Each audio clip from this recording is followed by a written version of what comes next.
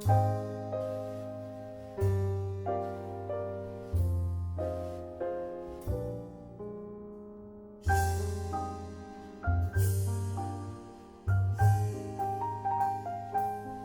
suis une fille qui est née de Ouba, qu'on m'appelait Nadou Nagbo. Comme je suis turbulente, je vais de gauche à droite et puis les gens m'aimaient. Même jusqu'à l'école, même les professeurs m'aiment bien. J'ai commencé mon école à l'âge de 8 ans parce que mon papa était mort à l'âge de 6 ans. Quand on est revenu rester avec les grands-parents, mon grand-père s'appelle, on l'appelle la TV Georges, et ma grand-mère, je connais seulement son nom, Elisabeth. On était resté avec eux et j'ai commencé mon école au CP1 jusqu'à en classe de 3e. Mon grand-père, en classe de 4e, mon grand-père il est décédé. Il reste seulement notre grand-mère et un an après lui aussi il est parti. Mais pour continuer, ça serait un peu difficile et j'ai décidé d'aller rester avec ma maman quand j'ai été à Lomé. Ma maman, avec son mari, ça ne pourrait pas aller. J'ai demandé si je peux trouver un travail à faire. Et puis on a cherché chez un Libanais. C'est là que j'ai resté jusqu'à là. J'ai fait 3 ans avec eux. Après, Madame Badouhou a demandé que je peux aller rester chez sa fille à Abidjan. J'ai resté avec elle aussi 3 ans. Après, on l'a licenciée dans son travail. Elle m'a demandé si je peux l'accompagner aller en Italie.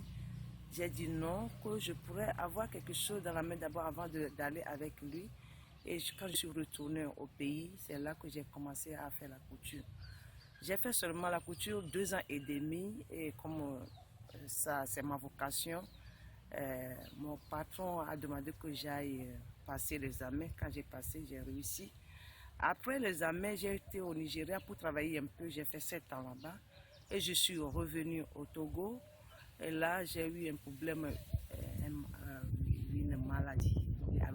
Une maladie, et puis on a demandé qu'on va m'opérer. Comment on a fini de m'opérer, je n'arrive pas à travailler encore. C'est là que Madame Badou Janine a demandé encore, je rejoins à sa fille au Gabon pour rester avec lui.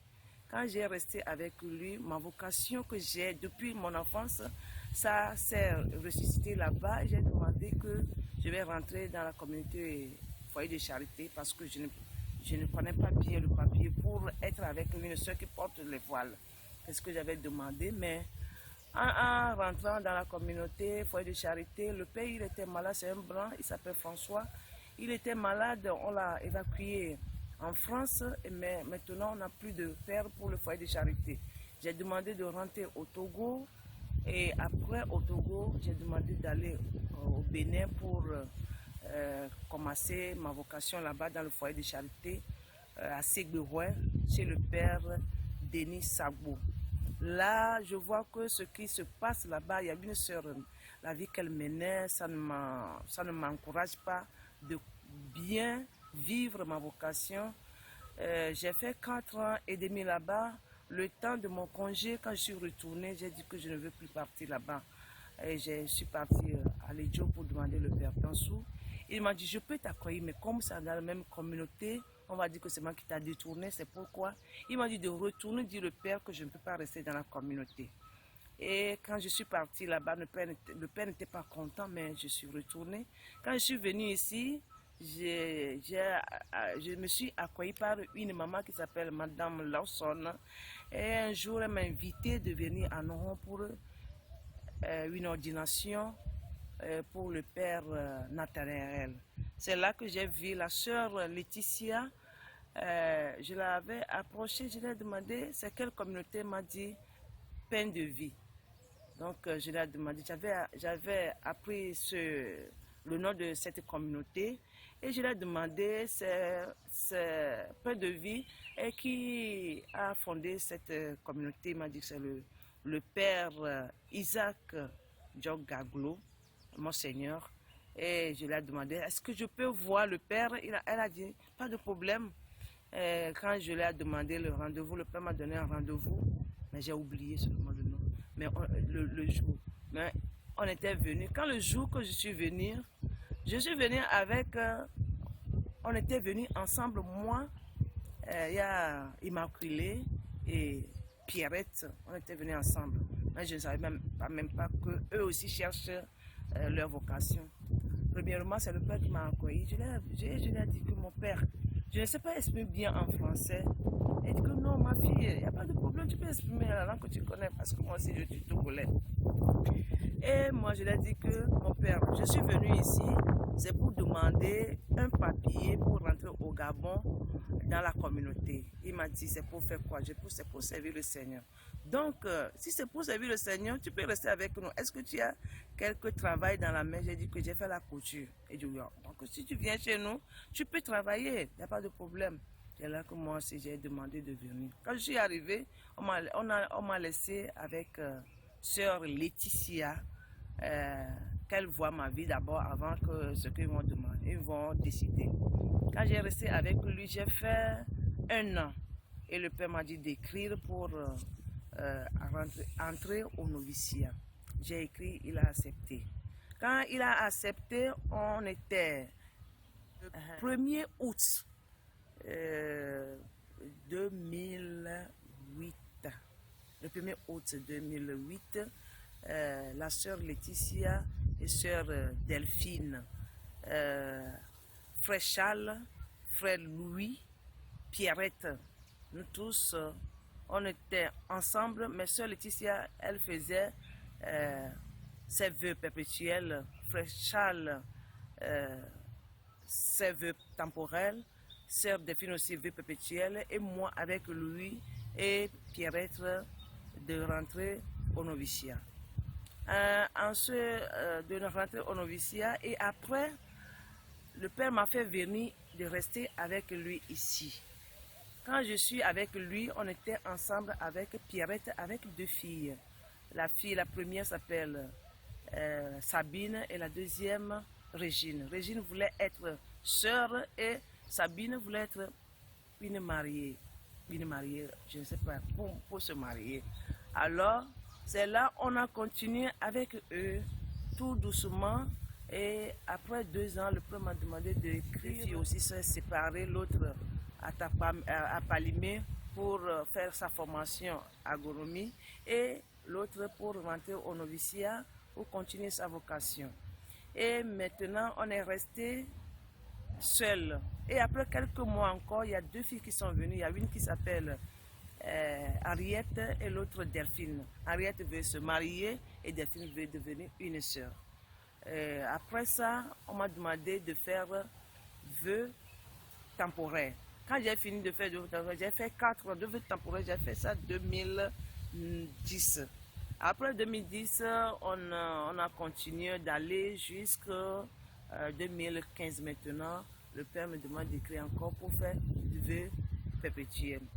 Et là, je ne sais quoi à dire parce que je suis vraiment trop émue. J'avais cherché d'être une sœur dans les communautés, mais je n'arrive pas parce que je dit que je n'ai pas fréquenté.